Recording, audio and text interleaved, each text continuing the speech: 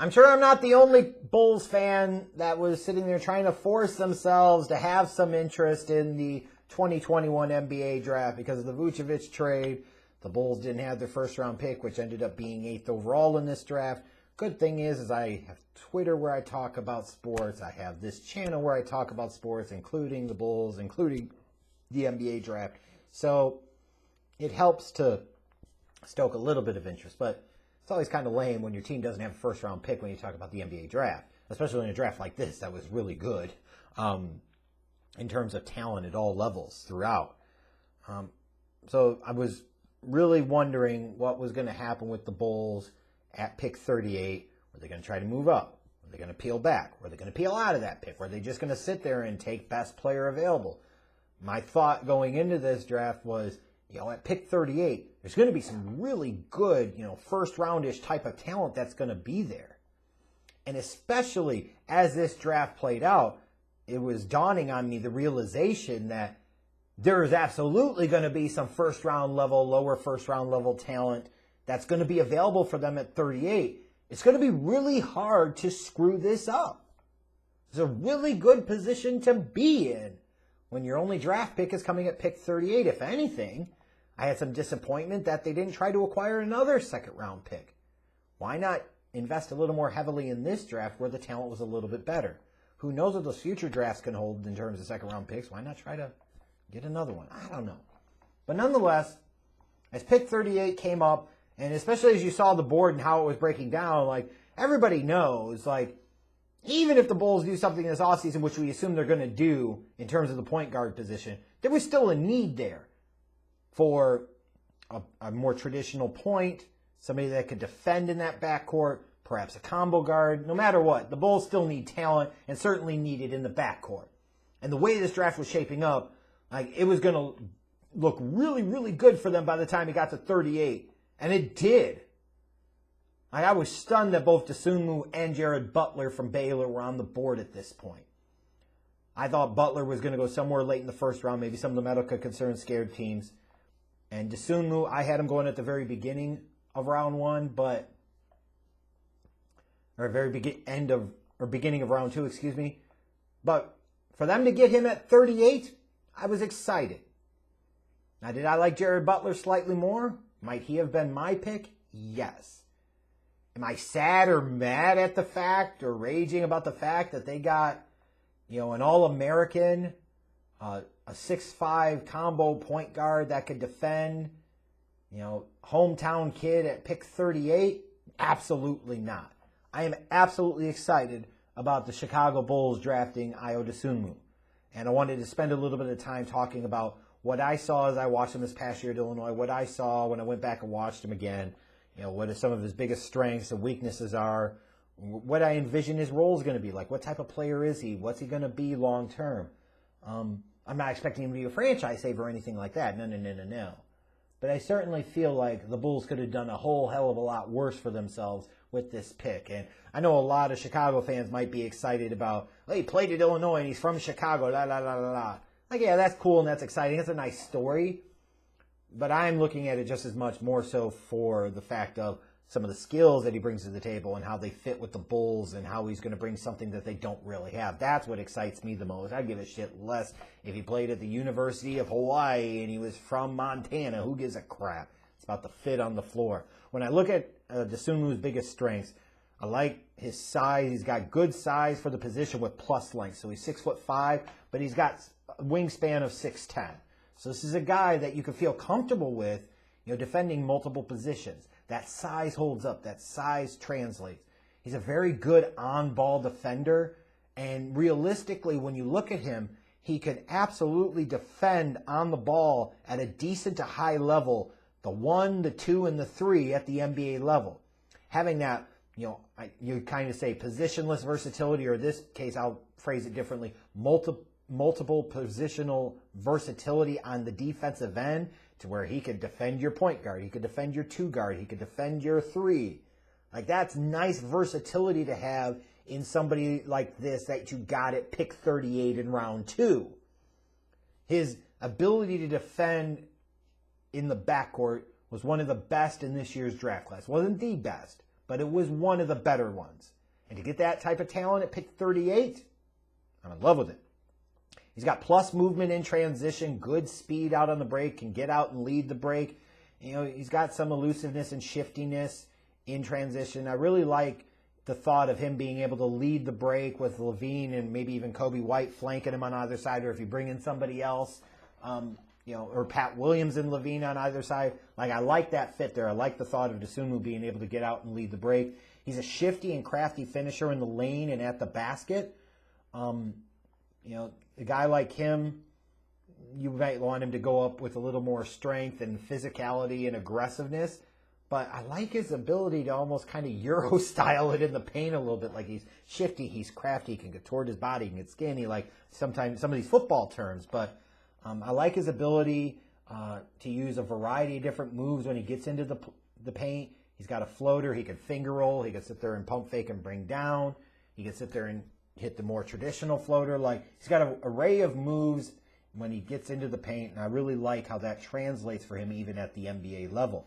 So he's got good size, multi-position versatility as a defender.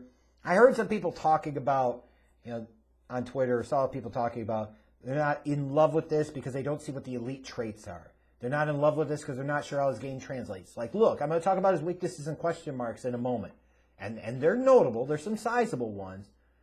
But to sit there and say that he's not a worthwhile talent or something, now you're not excited about the fact that he can actually defend, which the vast majority of the Bulls roster absolutely cannot. Like, I mean, give me a break here. Like, he's going to bring them even more of what they need and going to do it at a fraction of the price of, let's say, a Satoransky would. Are you kidding me? I like Sato, but you know what I mean? Like, these are the types of moves you need to make, especially if you're going to go out and spend some money this offseason in free agency. You're going to put yourself closer up against the cap, especially if you're going to make the decision to try and, you know, get Levine to sign a max contract extension this offseason, or if you end up doing it with him next offseason. Like, you're going to need some of these guys that come in and have some value. He was also, you know, had some clutch team to him. Like, he wasn't afraid of the big moment. He wasn't afraid of the big shot. He was somewhat successful in those times. Like, I like that. He was a tough, gritty kid, tough Chicago kid. Like plenty of things about Dosunmu. Now, his weaknesses, to me, these are the things that kept him from being a first-round pick. These are the things that, say, in college, you could overlook some of that because some of those strengths he could dominate to a certain degree, helps make him an All-American, you know, but when you get to the NBA level, these weaknesses get exposed more easily, and he certainly got some. He's got a weird jump shot form, really leads to some inconsistency in his shooting, especially from the perimeter, I would say maybe 18 feet and out. You know, instead of like, you know, where you typically would have a jump shooter, they would set their feet, and then you kind of have like a multi-fold motion, like you bend your knees, and then you gather yourself, and then you go up, and then you release. Like, he's kind of got this weird thing. It almost looks like when he's shooting a jumper, like he's shooting everything like it's a damn floater. Like, he just sits there, especially in the catch and shoot. He catches, and he's straight up. Now, it leads to him having a quick release, but there's no leg kick. Like, if I was running video clips, I would show you, and I think some of you guys know what I'm talking about here. Like, that jump shooting form leads to some of the inconsistency. And I worry about how well that's going to hold up and translate at the NBA level. He certainly improved as a three-point shooter this past season at Illinois. A little less volume, granted. But I'm not sure that he's going to eventually develop into a 40% three-point shooter in the league. You might be happy if he's like a 33% shooter in a couple of years. And that might be okay for the defensive versatility that he brings and his ability to be a secondary ball handler, things he could do in transition and so forth. That might be okay. But it's that lack of consistency in his shooting that concerns me. His decision-making as a pick-and-roll passer is shaky at best. Like, a lot of times he was late to the game. He was late to make the decision. He would make poor decisions. He tried to force it into Kofi a lot. And leads to some unnecessary turnovers. And that's only going to get worse at the NBA level, as well as his problems with his handle. Like, it got exposed at different points in times this past college season, but it certainly got exposed in that second-round tournament game against Loyola. He's got a loose handle. He's kind of out wide with it, too far away from his body. He gets really exposed by late ball pressure. Like, it scared me in and of itself enough when he would go to the hole. He sure got the ball stripped from him an awful lot by help defenders. But in that Loyola game, they did a fantastic job with that defense under Mosher of sitting there and attacking Dosunmu late. Because when they did, it made him freeze a little bit. He got even looser with the handle, and it led to some unforced errors and turnovers that were backbreaking to the Illini as they were trying to make that comeback in the second half. Like, the jump shooting for him is one thing. The decision making as a pick and roll passer and facilitator, those are concerns. But if he doesn't fix the loose handle thing, it's going to be hard to play him more than 10 or 15 minutes a night in the NBA. I mean, what are you going to do with him? You know what I mean? On the offensive end, what's he going to bring? He's going to sit there and be a high turnover machine. Also, when you think about him as a facilitator, you've heard me reference him more as like a secondary facilitator. I think he is. He's got average passing skills. He's so-so in terms of his floor vision and his awareness and his reaction time. He's not abysmal, but he's not great or fantastic. There certainly were much better point guards in this draft class when it came to their ability to see the floor, read and react to what they see on the floor, in some cases anticipate what they see, be able to get the pass out in the right time. Like, that was not a great strength of his. So when you talk about some of the weaknesses and why he fell to where he did, I don't think he fell as much as people want to make him out to.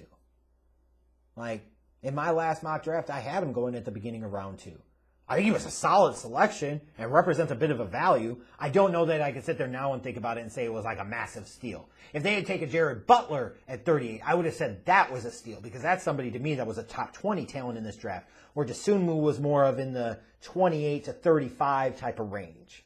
You know, a guy you still want, a guy that can stick in the league for 10 years, but, you know, I wouldn't hold my breath too much on him becoming a star in the league or a major starter for this Bulls team. Could happen, you never know in the NBA, you know, but I'm encouraged by the fact that you saw plenty of growth and progression and improvement in his game over the 3 years at Illinois, you know, and think that, you know, he's a hardworking kid, which means he can improve more at the NBA. He's going to need to, though. As I think about his NBA comparison, I've seen some different ones. Saw a couple of people, I think, reference Dejounte Murray. I don't like that one as much. The one that stands out to me, and I saw other people do it too, is Chris Dunn.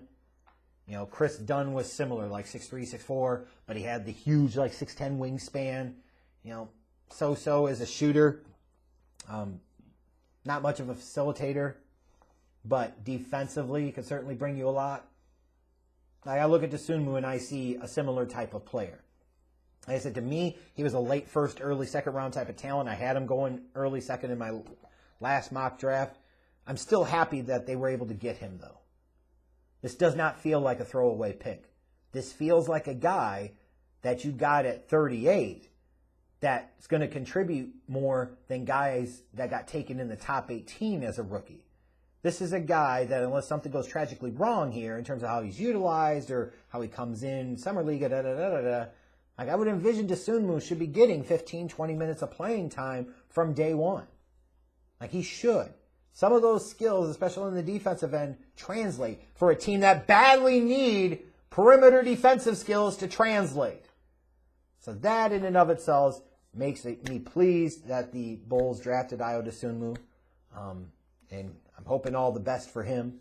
And we'll see what the Bulls are going to do next. But anyways, take to the comments. Let me know what you thought, your reactions to the Bulls being able to get Dosunmu at 38. What do you think his role is going to be with this Bulls team? How good do you think he's going to be at the NBA level? Do you think he should have been taken much higher? Do you think other teams are going to regret passing on him? Do you think Bulls fans are too caught up in he played at Illinois and is from Chicago elements and they're overlooking some of the glaring weaknesses? Curious to hear what you think. Let me know in the comments. But Ayo, welcome back home, sir. Best to you, sir.